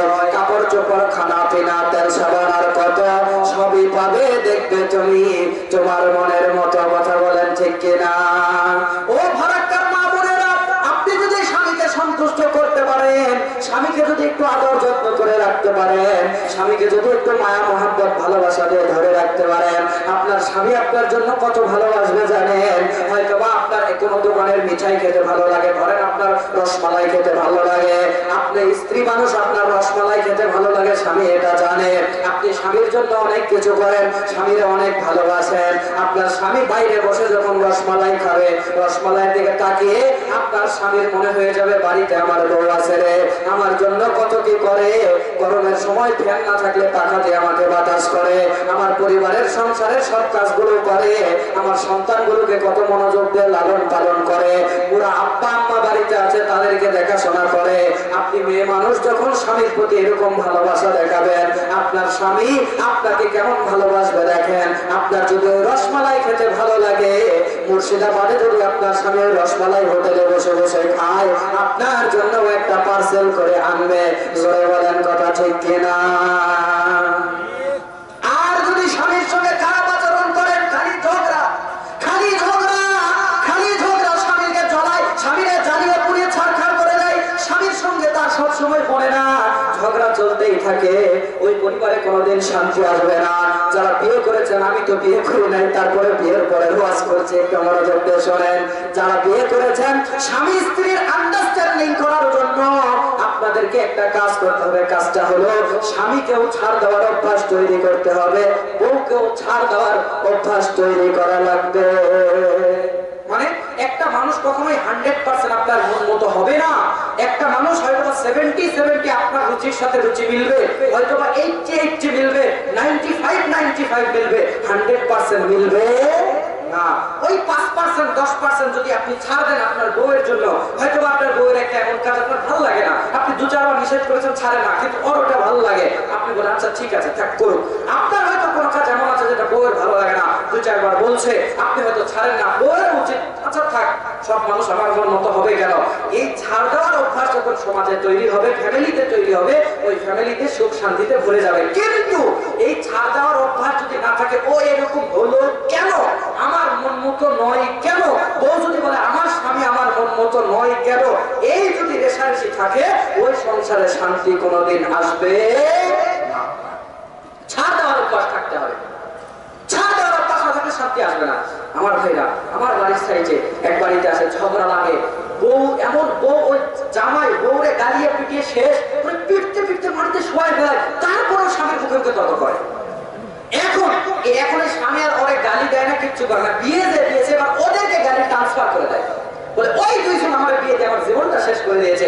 এই ঘটনাগুলো দেখার পর আমার মনের মধ্যে ভয় হয়, আল্লাহ বিয়ে কি করবো, এইরকম যদি একটা কপালে জোটে, জীবন তো জাহান্নাম। সত্য কথা বলছে, আল্লাহ প্রত্যেক একটি নেক স্ত্রী দান করুন, বলে না আমি। আমার ভাইরা, হুজুরদেরকে তো মহিলারা বিয়ে করতে চায় না, বলে দাঁড়িয়ে আছে, চাচা চাচা লাগে। বিয়ের আগে যদি চাচা চাচা বলে, বিয়ের পরে তো আব্বা বলে ডাকা শুরু করবে। বুঝেই না, মাদ্রাসায় তো পড়াই না, বুঝেই না। হ্যাঁ ঠিকই বলেছো, বুঝেই না। দাঁড়িয়ে রেখেছেন বলেন, আব্বার ছবি দেখাইছে তোর বাপের মোবাইলে বাজে কেন, এই যে আব্দুল মুক্তাদের সঙ্গে তোর বিয়ে ঠিক করেছি, দেখতে ভালো লাগে না, চাচা চাচা লাগে। একটা উদাহরণ দিলাম। অবশ্য আমার পিছনে ওই বিয়ের জন্য বহু পরে আছে, যারা একটু মোটামুটি ভালো পরিচিত, এদের পিছনে বিয়ের অভাব নাই। আমি কোনো অহংকারের জন্য বলছি না, জাস্ট বোঝানোর জন্য বলছি। যুবক তুমি তো গোলাপ ফুল দেখে দাঁড়ায় থাকো, নেও গো নেও, আমার ফুলটা তুমি নেও। আর আমাদের ওই মেয়ের বাপ মা এসে বাড়িতে স্যান্ডেল ক্ষয় করে ফেলছে। আমার আব্বা এত করে বলে, একটা বাচ্চা মানুষের বিয়ে দেওয়া যাবে না, আর কদিন যায়, ওরা আসবে এতগুলো ফল নিয়ে আসবে, এতগুলো মিষ্টি নিয়ে আসবে, এই সেই নিয়ে এসে বাড়িতে হাজির হয়ে থাকবে। সেই দিন এক ঘটনা এমন ঘটেছে, এত জেদ করে আমার আব্বা ওদেরকে বলছে, ভাই আপনার ছেলে তো ভালো বক্তা, বাংলাদেশে ভারতে ওয়াজ করে বেড়ায়, খুব পরিচিত আমাদের, পরে আমার খুব ভালো লাগে, আপনি একটু বিয়ের কথা বলেছিল। এর 4-5 মাস পর আবার ফোন দিচ্ছে ওরা, যখন মা বলে দেওয়া হয়েছে, বলছে বিয়ে দিয়ে না, একটা আবার আসবেন না, একটু আসেন আমাদের বাড়িতে। আব্বাই বলছে, তো আব্বাই বলছে কয়জন আসবে, আব্বা বলছে 2 জন। মনে করছে আমিও সাথে যাবো, মনে করছে। আব্বা বলছে 22 প্রকারের নাস্তা দিচ্ছে, 22 প্লেটে। আমি কিন্তু চাই না, এত সোজা নাকি, 22 প্লেটে 22 প্রকারের নাস্তা, তরকারি রান্না করছে 18 প্রকারের। মনে করছে ইয়ে করবে, ছেলেও আসবে, একটু মন আকর্ষণ করে দেবে। আব্বা খেয়ে দিয়ে চলে এসেছে, আসার পরে পাত্রী দেখে না, আমি নিষেধ করছি পাত্রী কখনো দেখবেন না, আপনার জন্য যাই না, আপনার তো ঘটনা ঘটাবে না, যাবেন আর চলে আসবেন। খেয়ে দিয়ে চলে এসেছে, পরে দুদিন পর ফোন করে বলছে আমরা তো সোনা দানা বানাচ্ছি, আপনাদের খবর কি? আমার আব্বা বলছে কিসের সোনা দানা আপনারা বানাচ্ছেন? বলছে ভাই কেন আপনি আসলেন না? আসতে তো কি হয়েছে? বলছে এই কথা কই না ভাই, মেয়ের মা স্ট্রোক করে মরে যাবে। মেয়ের মা ওটারে জামাই বানানোর জন্য ওর ভাই বলেছে, মানে মেয়ের মামা বলছে মেয়ের মাই মরে যাবে। মেয়ে তো দূরে থাকলো, মেয়ের মাই মরে যাবে। আমার আব্বা বলছে পাগলামি রাখে। তো এই কথা তোমাকে কেন বললাম, তুমি গিয়ে পিছে পিছে করো আর মেয়ের মা স্ট্রোক করে আমাদের জন্য। নিজেকে একটু কাবিল করে তৈরি করো, নিজেকে একটু প্রতিষ্ঠিত করার চেষ্টা করো। অহংকারের জন্য বলছি না, অহংকার করলে তো আল্লাহ নবী বলেছে যার অন্তরে সরিষা পরিমাণ অহংকার থাকলে জান্নাতে যাবে না। অহংকারের জন্য নয়, তোমাকে বোঝানোর জন্য বলছি, নিজে একটু অ্যাবিলিটি সম্পূর্ণ হও, যোগ্যতা সম্পূর্ণ হও। তোমাকে ফুল নিয়ে ঘুরতে হবে না, মেয়ের বাবা মায়েরা এসে তোমার পিছনে ফুল নিয়ে ঘুরবে। ঠিক নয় কি? একটু বুঝো যুবকরা, নিজেকে একটু কিছু করার চেষ্টা করো, নিজেকে পাঠান বানায় না, ধান হওয়ার চেষ্টা করো। তাহলে বলছিলাম ওই মেয়েরা, আপনি যদি স্বামীকে এই ঝগড়া করেন, স্বামীর প্রতি অসন্তুষ্ট থাকেন, সারাদিন ক্যাচ ক্যাচ করেন, বহু মেয়ে আছে স্বামীর জীবনটাকে নষ্ট করে দেয়। কোথাও সত্য, অনেক স্বামীর মাথা তাসিরা হয়ে গেছে, আধা পাগল হয়ে গেছে, এরকম আছে। হাসির জন্য বলছি না, কথা বাস্তব। মা বোনেরা শুনুন, স্বামীর সঙ্গে এরকম আচরণ করে আপনি জান্নাতে যেতে চান, স্বামীও আপনাকে কোনোদিন ভালোবাসবে না। স্বামীকে আপনি যদি এরকম দুর্ব্যবহার করেন, রান্না বান্না ঠিক মতো করবেন না, ওই স্বামী কিছু বললে শুনবেন না, স্বামীকে যখন আপনি কিছু বলবেন স্বামী তখন কি বলবে জানেন? স্বামীকে যদি বলেন ঝগড়ার দুদিন পরে, স্বামী গো মাথার প্যারাশুটের তেল শেষ হয়ে গেছে, একটু তেল এনে দাও, স্বামী বলবে তোর জন্য প্যারাশুটের তেল, তুই বাড়িতে সরষের তেল আছে, সরষের তেল মা। বলতে সরষে নেই, সয়াবিন মা, তুই তরকারি দাও, মাথাও মা, তোর জন্য প্যারাশুট কিনা যাবে না। জোরে বলেন ঠিক না? ঠিক না? আর যদি এমন হয়, স্বামীকে যদি আপনি ভালোবাসেন, স্বামীর উপরে যদি আপনি মহব্বত রাখেন, স্বামীকে যদি বলেন স্বামী গো মাথার তেল ফুরে গেছে, স্বামীর পকেটে যদি টাকা নাও থাকে, স্বামী আপনার দেখবে কোন জায়গাতে ধার খরচ করেও এনে দেওয়া যায় কিনা। হয়তো বা ছোট একটা প্যারাশুটের তেল আপনাকে এনে দিয়ে বলছে বলবো দুবার মাথায় দাও, দিতে দিতে হাতের মধ্যে টাকা আসবে, তোমাকে তখন বড় বোতল কিনে দেবো। সরে বলেন ঠিক কি ঠিক না? মা বোনেরা, স্বামীকে একটু সন্তুষ্ট করার চেষ্টা করেন। কিছু স্বামীও আছে বউরে বেধম ভাবে পেটায়, বউরে পিটিয়ে বউয়ের বদনাম করে কোনোদিন বউয়ের ভালোবাসা আপনি পাবেন না। বউকে যদি একদিন বলে তোমার ঠোঁট মোটায়, বউ 5 বছর আপনাকে ভালোবাসবে না। খালি আয়নার সামনে পড়লে আপনার সাথে যদি পড়ে, বলবে আমার ঠোঁটটা একটু মোটা না, তুমি বলছিলে সেদিন আমার ঠোঁটটা মোটা, খুবই মোটা, খুবই মোটা, 5 বছর বলবে না। যদি বলেন তোমার চোখটা, যদি বলেন তোমার চোখটা কিরকম একটু লাগে, বাঁকা বাঁকা লাগে, ও আপনাকে 5 বছর বলতে থাকবে আমার চোখটা বাঁকা বাঁকা লাগে না। কোন থেকে বাঁকা গো? ডাক্তারের কাছে বলে একটু সোজা করা যায় না? 5 বছরে বলবে না। বউরে খালি প্রশংসা করবেন, খালি প্রশংসা করবেন, বলবেন তুমি আমার রাতের চাঁদ, তোমাকে নিয়ে ভাবনা আমার রাতের পর রাত, তোমার চোখটা দেখতে হরিণের মতো টানা টানা, তোমার ঠোঁটগুলো দেখলে গোলাপের পাপড়ির মতো আমার লাগে, এত জায়গায় ঘুরি, এত বড় মুর্শিদাবাদ ঘুরি, কলকাতা ঘুরি, কোথাও এত সুন্দর দেখতে পাই না, তুমি আমার সবচেয়ে সুন্দর বউ, এত জায়গাতে খাই, এত হোটেলে খাই, এত কিছু করি, তোমার মতো হাতের রান্না কোনো জায়গাতে পাই না। বউ যদি আপনাকে পাখা দিয়ে এরকম করে বাতাস করে, যত প্রশংসা করেন পাখা খালি জোরে জোরে জোরে জোরে জোরে। কথা বলেন ঠিক নয় কি? খালি প্রশংসা করবেন, খালি প্রশংসা করেন, নিন্দা করবেন না। নিন্দা যদি একদিন মেয়েদের জন্য করেন, 5 বছর আপনাকে ভালোবাসবে। আর কিছু স্বামীও আছে বউরে বেধম পেটায়, রাস্তায় বিড়ালের সঙ্গে অ্যাক্সিডেন্ট করেছে, বউরে পেটায়, সাইকেল নিয়ে অ্যাক্সিডেন্ট করছে, চাকার মধ্যে বিড়াল পড়ছে, সাইকেল পুরানো ভাবে পড়ে গেছে, লোকজন বাজারের মধ্যে হেসে দিয়েছে, ওকে খুব খারাপ লেগেছে, বাড়িতে এসেছে ভাত খেতে বসছে, ওই দিন আবার কাজ কি হয়েছে, লবণ তরকারিতে কম হয়ে গেছে। যেই ভাত মুখে দিয়েছে তরকারি সহ, এই তরকারিতে লবণ কম হয়েছে কেন? তরকারি লবণ তোর বাপ কিনে, লবণ আমি কিনি, দেশ নাই যাই বলে পেটানো শুরু করে দিয়েছে। জোরে বলেন আছে না নাই? বউরে আপনি পিটিয়ে বউয়ের আপনাদের ভালোবাসা আদায় করতে পারবেন না। বউরে কোনোদিন এভাবে আপনি ভালোবাসা আদায় করতে পারবেন না। আল্লাহ বলছেন কোরআনে, ওয়া আশিরুহুন্না বিল মারুফ, হে দুনিয়ার স্বামী স্ত্রীরা, হে দুনিয়ার কপটিরা, হে দুনিয়ার বিবাহিত নারী পুরুষরা, তোমরা যারা জোড়ায় জোড়ায় আছো, তোমরা তোমাদের সংসার জীবনকে উত্তমতার সঙ্গে পার করো। একদম 100% যার সুন্দর কিছু হয় না, মারুফ চূড়ান্ত উত্তম ভাবে তোমরা তোমাদের সংসার জীবন পার করো। স্ত্রীকেও বলছে, পুরুষকেও বলছে। তাহলে স্বামী স্ত্রী দুজনেই মিলে ঝুলে সংসারে থাকার দরকার আছে না নাই? মা বোনেরা, আপনাদের জন্য বলে দিলাম, স্বামীর অসন্তুষ্ট হবেন না। যদি হন, আপনাদের ঠিকানা জাহান্নাম হয়ে যাবে। মা বোনদের আল্লাহ হেদায়েত করুন। আরেকটা পয়েন্ট বললাম, অভিশাপ করে। মা বোনেরা অভিশাপ করে না? করে না? করে না। 2 মেয়ে যদি ঝগড়া লাগে, 2 পরিবারের গোপন আর কোনো কথা গোপন নাই। 2 মেয়ে ঝগড়া লেগেছে, ধরেন আপনাদের ফারাক্কা মুর্শিদাবাদের, দুই পরিবারের অনেক গোপন কথা থাকে না কিন্তু পাশাপাশি বাড়ি, হয়তো পাশের বাড়ির লোক জানে, ওই দূরের ওই বাড়ির লোকেরা কেউ জানে না। ঝগড়া লেগেছে দুইজন পাশাপাশি বাড়িতে, এ বলছে তোর মেয়ে ওর সঙ্গে বাড়িয়ে গেছিল, ও বলছে তোর ছেলে ওর সঙ্গে জঙ্গলে ধরা পড়েছিল। এলাকার লোক বলছে কি এত ঘটে গেছে আমরা তো জানি না। দুই মেয়ে যদি ঝগড়া লাগে, দুই পরিবারের কোনো গোপন কথা গোপন নাই, সব ফ্ল্যাশ, সবাই জেনে গেছে।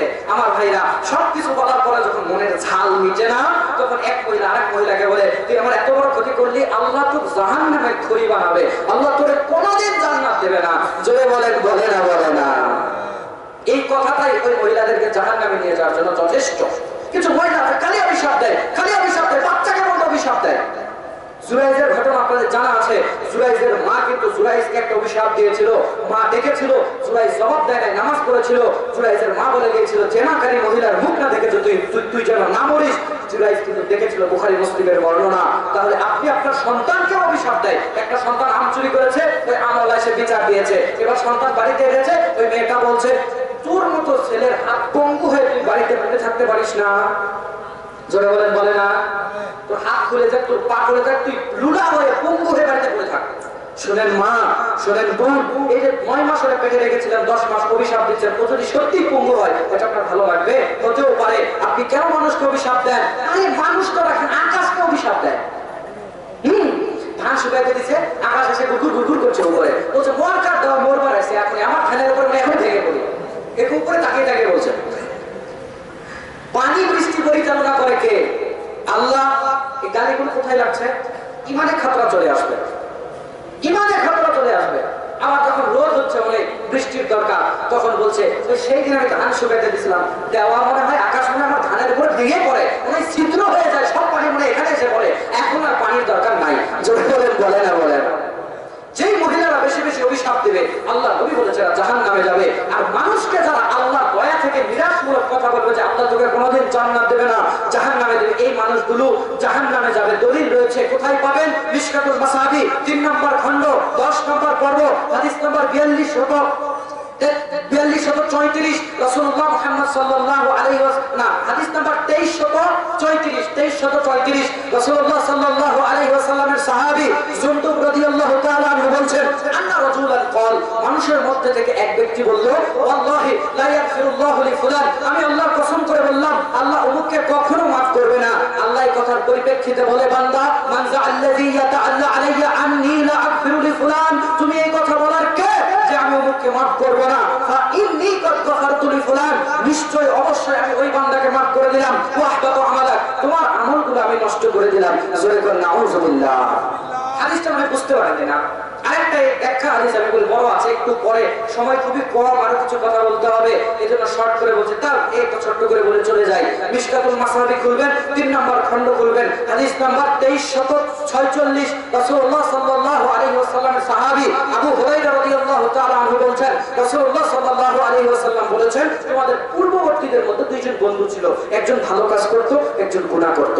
একজন ভালো কাজ করত, একজন গুনাহ করত। যে গুনাহ করত, একে সব সময় ভালো কাজ করে বন্ধু বলতো, ভাই তুমি গুনাহ করা ছেড়ে দাও, তুমি ভালো কাজ করো। জোরে বলেন, খারাপ বন্ধু আর ভালো বন্ধু বলে, ভালো বন্ধু পরিবর্তন হতে বলে না, বলে, এও বলেছে, কিন্তু ওই ব্যক্তিটা ফেরত আসে না, বারবার বলে। তখন সে বলে তুমি আমাকে আল্লাহর উপরে ছেড়ে দাও। তখন একদিন ওই গুনাহগারকে এমন একটা খারাপ গুনাহ করতে সে দেখলো, কি গুনাহ হাদিসে উল্লেখ নাই, সে গিয়ে বলল, ভাই তুমি তওবা করো, এত বড় গুনাহের মধ্যে তুমি থেকো না। তখন বলছে তুমি আমাকে আল্লাহর উপরে ছেড়ে দাও। আবু ইস্তা আলাইয়া রাকিবা, তোমাকে কি আল্লাহ আমার জন্য চকিদার করে পাঠিয়েছে? আমি বলছি তুমি আমাকে আল্লাহর উপরে ছেড়ে দাও, আর বারবার তুমি আমাকে তওবা করতে বলো। মানে এক পর্যায়ে ওই ইবাদতকারীর মাথা গরম হয়ে গেছে। এবার বলছে, ওয়াল্লাহি, আল্লাহর কসম করে বলছি, ওয়াল্লাহি লা ইয়াগফিরুল্লাহু লাকা আবাদা ওয়া লা ইউদখিলুকাল জান্নাহ, আমি আল্লাহর কসম করে বলছি আল্লাহ তোমাকে কোনোদিন maaf করবে না, আল্লাহ তোমাকে কোনোদিন জান্নাতে দেবে না। এই লাইনগুলো বলি না আমরা। সাহাবী ওই লোকটা এই কথা বলেছিল। আল্লাহ নবী বলছো, যখন এই লোকটা এই কথা বলে দিয়েছে, আল্লাহ ওই পাপীকে আর ওই ইবাদতকারীকে 2 জনকে নিয়েছে, উঠিয়ে নিয়েছে। আল্লাহ এই পাপীকে বলছে, মরে গেছে মানে মরে গেছে। উদখুলিল জান্নাতা বিরহমাতি, ও পাপী তুমি তো আমার দয়ার আশায় ছিলে, উদখুলিল জান্নাতা বিরহমাতি তুমি আমার দয়াতে জান্নাতে চলে যাও। এই ইবাদতকারীকে ওর ডাক দিয়েছে, অনেক নামাজ পড়েছে, অনেক রোজা করেছে, অনেক কিছু করেছে, ধ্যান করেছে, ধ্যান করেছে, একে আবার আল্লাহ ডেকে বলছে, এই তুমি তো ওরে বলেছিলে আমি মাফ করব না, এটা বলার তুমি কে? সে বলছে না, সে বলবে লা ইয়া রাব, এটা বলার আমি কেউ না। তখন আল্লাহ বলবে ক্বাল আযহাবু বিহি ইলান নার, ও ফেরেশতারা এই ইবাদতকারী কেন বলেছিল আমি ওরে মাফ করব না, ও কেন আল্লাহর দয়া আমার দয়া থেকে মানুষকে বেরিয়েছে, আল্লাহ বলবে একে জাহান্নামের মধ্যে ফেলে দাও। জোরে কর নাউযুবিল্লাহ। মা বোনেরা খবরদার, মানুষকে অভিশাপ দেবেন না, আল্লাহর দয়া থেকে নিরাশ করবেন না, তাহলে মহিলারা এই দুই কারণে সবচেয়ে বেশি জাহান্নামে যাবে। এক, অভিশাপ দেওয়ার কারণে, স্বামীর প্রতি অকৃতজ্ঞ থাকার কারণে। স্বামীদেরকেও বললাম বউরে পেটাবেন না, বউকে ভালোবাসবেন। বউদেরকেও বললাম স্বামীদেরকে জ্বালাবেন না, কষ্ট দেবেন না। আপনার স্বামী আপনার জন্য কত কিছু করে, মা কত কিছু করে, বোন আপনাকে, আপনি বলেছিলেন 5,000 টাকা শাড়ি আনতে, হয়তো 4,000 এনেছে, আপনি তাতে এত রাগ হয়ে গেলেন, তাকে এত ছোট করলেন। ওই স্বামীটাকে যখন বলেছেন তোমার মতো স্বামীর সংসার করতে এসে আমি কিচ্ছু পেলাম না, ওনার কলিজাটা ভেঙে গেছে, কলিজাটা ফেটে গেছে। কারণ একটা স্বামী সব সময় তার স্ত্রীকে ভালোটাই দিতে চায়, সব সময় ভালোটাই দিতে চায়। আপনি কেন এই কথা বলে তাকে এভাবে কষ্ট দিয়েছেন? আপনার মাথায় কি ওই শাড়ির চিন্তা কি আপনার স্বামীর মাথায় আছে? আপনার স্বামীর মাথায় আছে? আপনার বাড়িতে 2টা ছেলে মেয়ে আছে, মাস গেলে 2,000 টাকা করে দুইজনের খরচ যায়, এই টাকা কোথা থেকে আসবে? আপনার স্বামীর মাথায় আছে বাপ মা বুড়া হয়ে গেছে, ঔষধ কিনতে হয়, খাবার একটু ফল কিনতে হয়, ভালো একটু খাবার ছাড়া বাবা মা খেতে পারে না, বাবা মার জন্য ঔষধ ফলমূল একটু ভালো খাবার কিভাবে আনবে? বেতন তো খুবই কম। আপনার ওই স্বামীর মাথায় চিন্তা আছে, আপনি স্ত্রী, আপনার চিন্তাও আপনার স্বামীর মাথায় আছে, তার নিজের চিন্তা তার মাথায় আছে। বাড়িতে 2টা গরু আছে, এই গরুর খাবার কোথা থেকে আসবে এই চিন্তা তার মাথায় আছে। বাড়িতে 3টা ছাগল আছে, ছাগলের খাবার কোথা থেকে আসবে এই চিন্তা তার মাথায় আছে। এত চিন্তা মাথায় নিয়েও তোমার সামনে এনে যেটুকু পেরেছে সে হাজির করেছে, তুমি অস্বীকার করে দিলে, এটা আমার আল্লাহর পছন্দ হয় না, এটা আমার রাসূলের পছন্দ হয় না। আল্লাহ নবী বলে দিয়েছে এরা জাহান্নামে যাবে। আওয়াজ করে বলেন নাউযুবিল্লাহ। খবরদার মা বোনেরা, স্বামীকে রাগানোর চেষ্টা করবেন না। পুরুষরা বলছি স্ত্রীদের ভালোবাসবেন, মারধর করবেন না, তাদের প্রশংসা করবেন, করলেই তারা খুশি হয়ে যাবে। আল্লাহ কবুল করুন, বলেন আমিন। আরেকটা কথা বলি, ভারত দেশে আমি আরেকটা কথা শুনছি, হুজুরদের সঙ্গে নাকি মানুষ মেয়ে বিয়ে দিতে চায় না। কথা কি সত্য না মিথ্যা? এটা সত্য না মিথ্যা বলেন? কিছুই পারে। হুজুররা নাকি বেশি বিয়ে করে, এই জন্য বিয়ে দিতে চায় না, কিন্তু কোনো বলছে আল্লাহ বিয়ে করা তৌফিক দিয়েছে, কোনো সমস্যা কি? তবে হ্যাঁ, হুজুরদের সঙ্গে বিয়ে করলে ফায়দা আছে। মাহবুব যারা হুজুরে বিয়ে করছো ওরা জিতছো, ঠকো নাই। কেন ঠকো নাই? আমি আমার কথা বলছি। আল্লাহ আমাদের দেশ দুনিয়া বহু ঘুরায়। আমার বয়স যখন 16 বছর তখন থেকে আমি ওয়াজ করি। আজকে আমার বয়স 21-এ পড়েছে। এই বয়সে আমার ওয়াজের বয়স প্রায় 5 বছর। তবে 19 সাল থেকে বেশি, তার এদিক সেদিক যাওয়া একটু বেশি, 19 সাল থেকে। তো আলহামদুলিল্লাহ, তো যখনই এই বিভিন্ন জায়গাতে যাই, আমি যখনই নতুন কিছু খাবার খেতে বসি, আমার বোনটার কথা সাথে সাথে আমার মনে হয়ে যায়। ছোট আমার একটা বোন আছে, ক্লাস 8-এ 7-এ পড়ে। তো ওর কথা আমার খুব মনে পড়ে যায়। আমি গ্রামের ছেলে, গ্রামে আমি থাকি, তো সবকিছু তো সব জায়গাতে পাওয়া যায় না। তো একদিন বলছে ভাইয়া আমি একটু পাটি সাপটা পিঠা খাবো। পাবনাতে মাহফিলে গেছি, গিয়েই পাটি সাপটা পিঠা এক দোকানে খেতে বসলাম। বসে বোনের কথা মনে গেছে, আর পাটি সাপটাতে কামড় দিতে পারি না। খালি মনে হয় বোনের জন্য একটু যদি নিয়ে যেতে পারতাম। দোকানদারকে বলছে ভাই কিছু প্যাকেট করে দিতে পারবেন, বাড়ি পর্যন্ত, আমার বাড়ি ওই জায়গাতে নিয়ে যাওয়া যাবে? বলছে যাবে হুজুর।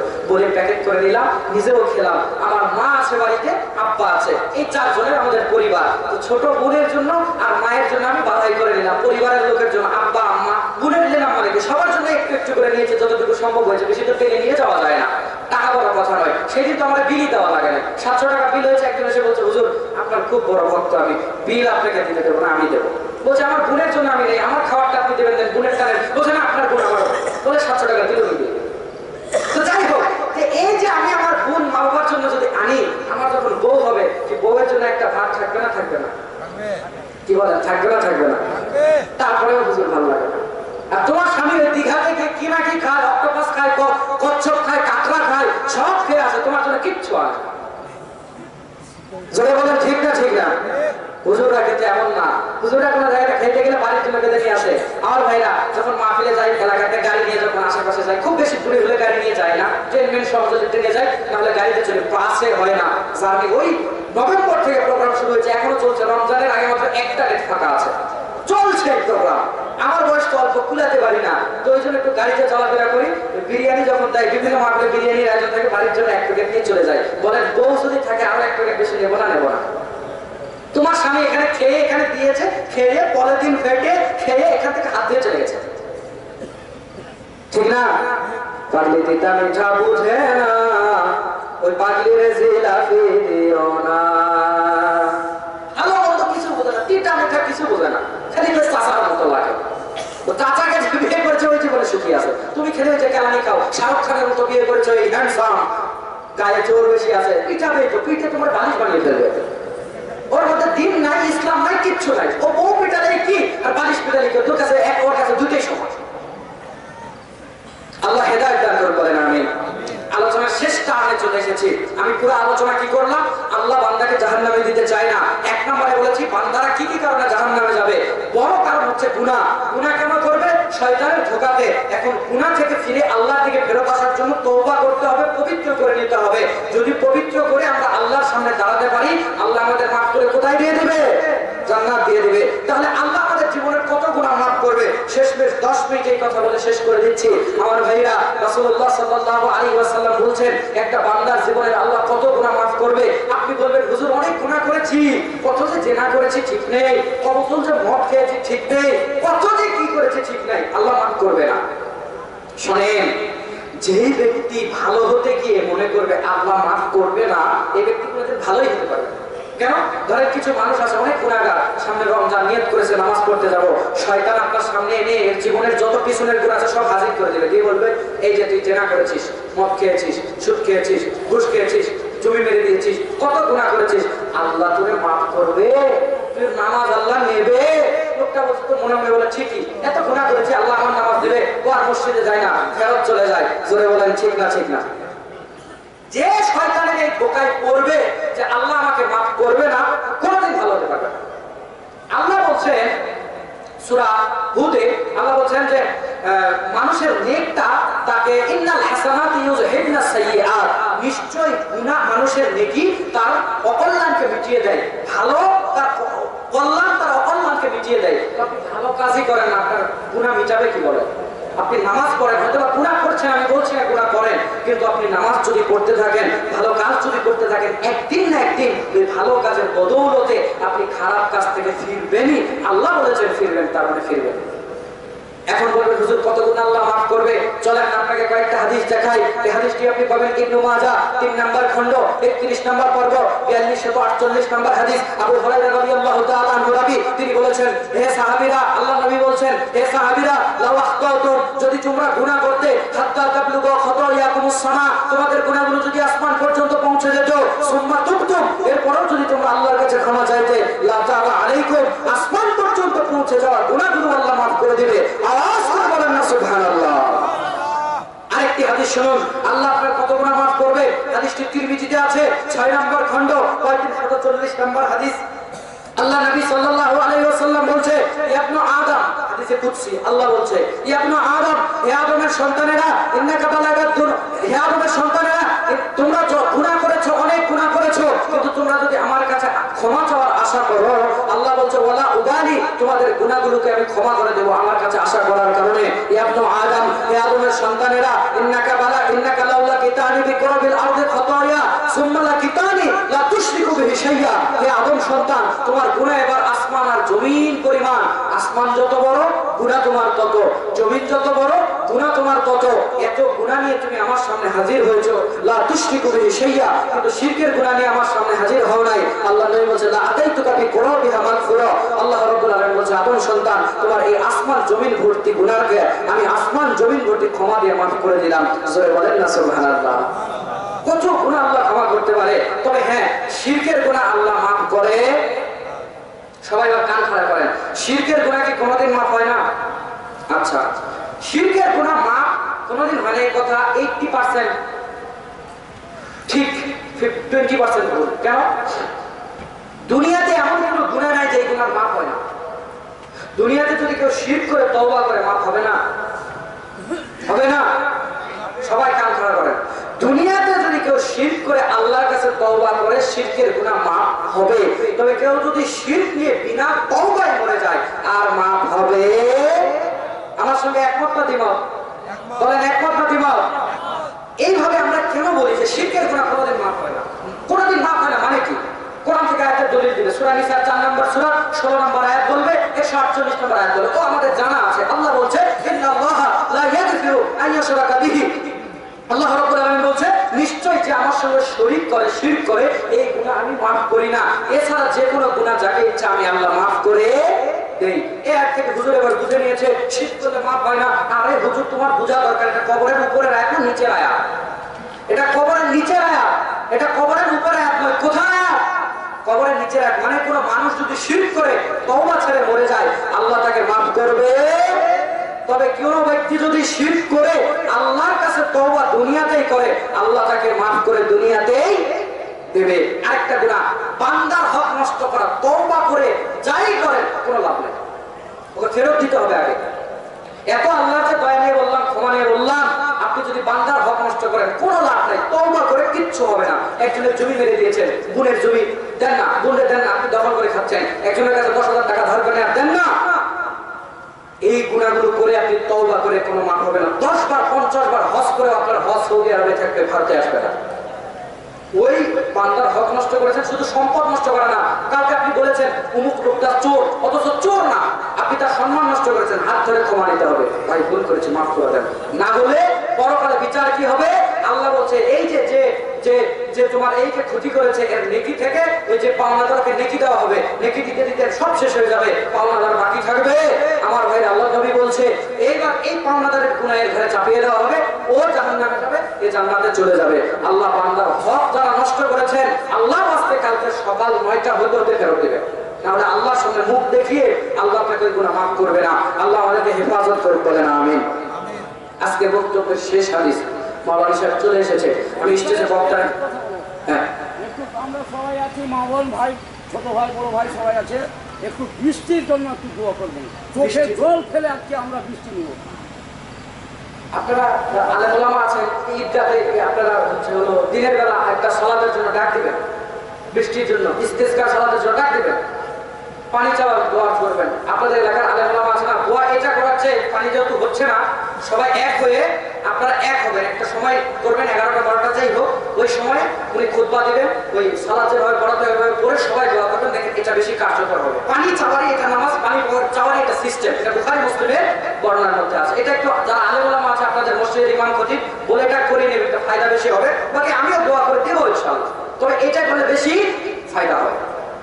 আমাদের বাংলাদেশে আপনারা দেখেছেন কিনা জানি না, কিছুদিন আগে পানি হয় না, চট্টগ্রামের একটা জায়গাতে, এখন ওগুলো ভিডিও ভাইরাল হয়, অনেকে হয়তো দেখেছেন, নামাজ শেষ হয়ে দোয়া শেষ করতে করতে আল্লাহ ঝমঝমিয়ে বৃষ্টি নাজিল করে দিয়েছে। সুবহানাল্লাহ, এটা ব্যাপক একটা গুরুত্বপূর্ণ এবং শক্ত একটা আমল করবেন, বৃষ্টি হবে। তারপরে আমি দোয়া করে দেবো ইনশাআল্লাহ। বলছিলাম আপনাদের বক্তা স্টেজে চলে এসেছে, শেষ বক্তব্যের শেষ একটা হাদিস। তাহলে দেখেন আল্লাহ বান্দার এতগুলো গুনাহ ক্ষমা করে দিবে, তাহলে আল্লাহর দিকে ফেরত আসার দরকার আছে না নাই?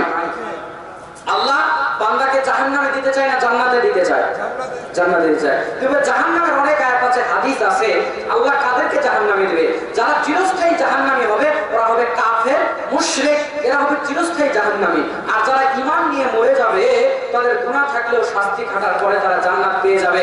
যারা একটা হাদিস শুরুতেই বলে দিয়েছিলাম, মনে আছে আপনাদের? ওই যে জাহান্নাম থেকে বের করে নিয়ে আসলো, তার মানে ঈমান থাকলে জাহান্নামে গেলেও আল্লাহ মাফ করে দিবে। তবে কাফের মুশরিকদের আল্লাহ কোনোদিন জাহান্নাম থেকে বের করবে না।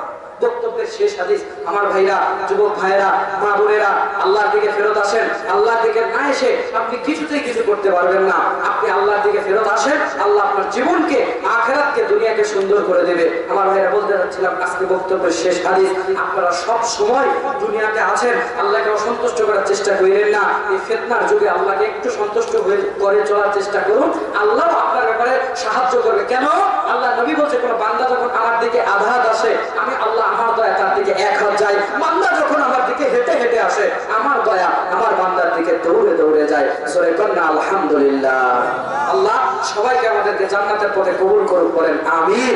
আল্লাহ আমরা যারা এই মাহফিলের আয়োজন করেছি, টাকা দিয়েছি, বুদ্ধি দিয়েছি, পরামর্শ দিয়েছি, প্রত্যেককে আল্লাহ উত্তম প্রতিদান আপনি দান করুন।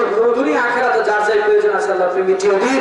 ও আল্লাহ, যারা এই মাহফিলে সবচেয়ে যারা কমিটিরা সাহায্য করেছে, আল্লাহ কমিটির ভাইরা যারা কষ্ট করেছে, জানি না তাদের কার কি প্রয়োজন আছে, প্রত্যেকের প্রয়োজনকে মিটিয়ে দেন আল্লাহ। আল্লাহ প্রত্যেকের নেক চাওয়াকে কবুল করে নিন আল্লাহ। এক ভাই দোয়া চেয়েছে সাইডে বৃষ্টি হয় না আল্লাহ, বৃষ্টির তো মালিক আপনি, আপনি তো বৃষ্টি পরিচালনা করেন আল্লাহ। আপনি চাইলে যে কোনো সময় যে কোনো জায়গাতে বৃষ্টি নাজিল করতে পারেন আল্লাহ। আপনি এই জায়গাতে মানুষের পানির প্রয়োজন আছে আল্লাহ, এই জায়গাতে আপনি আপনার রহমতের বৃষ্টি নাজিল করেন, এই মানুষগুলোকে আল্লাহ আপনার বৃষ্টির মাধ্যমে উপকার করেন, বলেন না আমিন। আল্লাহ আপনি এই জায়গার মানুষগুলোর ফল ফসলগুলোকে হেফাজত করেন, জানমালগুলোকে হেফাজত করেন।